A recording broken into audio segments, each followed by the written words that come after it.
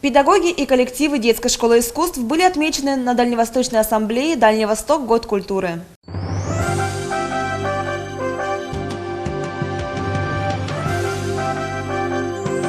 С 18 по 19 декабря в краевой столице состоялась Дальневосточная ассамблея «Дальний Восток. Год культуры», на которой подводились итоги культурной жизни Хабаровского края и чествовались лучшие творческие коллективы. Образцовый ансамбль классического танца «Золушка» детской школы искусства Амурского муниципального района, руководитель Филиппова Галина Викторовна, преподаватель Филиппова Инна Владимировна. Награжден благодарственным письмом министра культуры Хабаровского края за высокие творческие достижения, активное участие в культурной жизни Хабаровского края в Год культуры. Благодарственным письмом генерального директора Краевого государственного автономного учреждения культуры «КНАТОК» за активное участие в культурной жизни Хабаровского края в Год культуры награждена Бурим Наталья Борисовна, руководитель отделения театрального искусства детской школы искусств города Амурска. Ансамбль «Золушка» участвовал в гала-концерте, проходившем 19 декабря в спортивном зрелищном комплексе «Платинум Арена» и собравшем лучшие из лучших коллективов и солистов, добившихся высоких результатов на международных, всероссийских и региональных конкурсах в Год культуры. В рамках ассамблеи проводились творческие лаборатории, мастер-классы, посвящения спектаклей, экскурсии в музеи. Кроме того, прошли выездные концерты творческих коллективов муниципальной районы края, в одном из которых ансамбль «Золушка» принял участие, предоставив 7 хореографических номеров.